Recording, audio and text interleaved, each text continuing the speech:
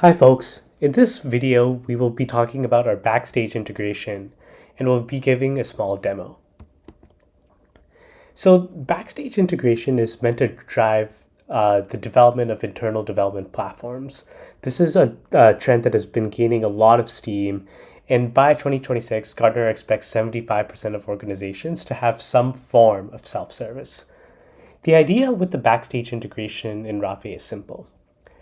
Platform engineers essentially create templates for specific services, such as cluster as a service, namespace as a service, and with their launch of Environment Manager in the future, environments as a service.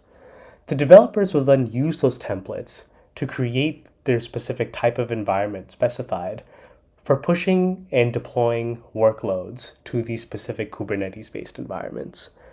Underneath the covers, we use a Rafay Infrastructure and Operations Platform to create the specified resources and have Rafay act as a source of truth in terms of the specs and the governance layer.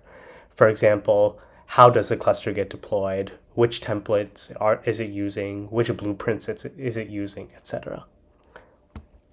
Let's start first with cluster as a service. What we're going to do is create from a new Backstage template, and we're going to choose Create EKS Cluster.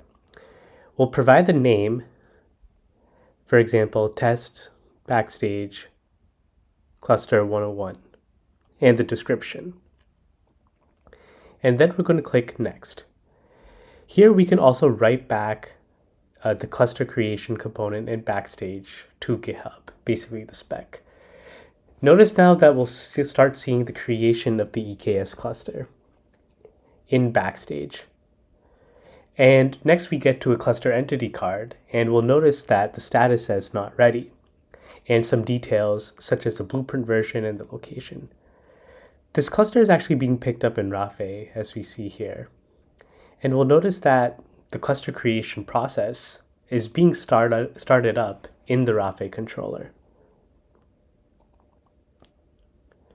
Next, if we go back to the cluster entity card, after a few minutes when the cluster creation takes place, we'll notice that the cluster creation is now ready.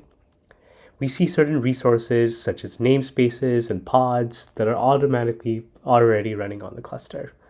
We can also download the Zero Trust Kube config for developers to be able to securely access their cluster and only that cluster. Notice that all the parameters are set correctly here. If you go to the actual Backstage template to take a look at what we're doing, we'll notice that we see the basic Backstage scaffolder API version and the title and description of the template. In addition, we'll notice that parameters have already been predefined by the platform engineering team, such as what region, what blueprint to use.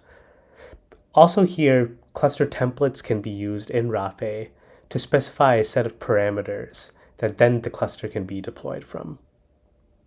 In addition, we have the option to do namespace as a service. The developer can go in and create a namespace by selecting the appropriate template. They can specify the name and description of the namespace that they want to use.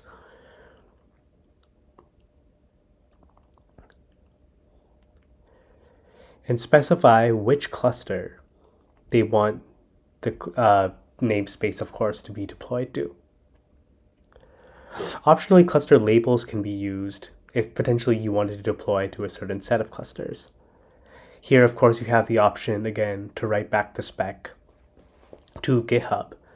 And this is great because then you can keep a record of every entity that the developer is deploying and have the declarative spec in GitHub as a source of truth. Finally, when we open in the catalog, the developer gets access to their specific environment in terms of the entity card and gets to see the namespace status as ready and the cluster it's running in.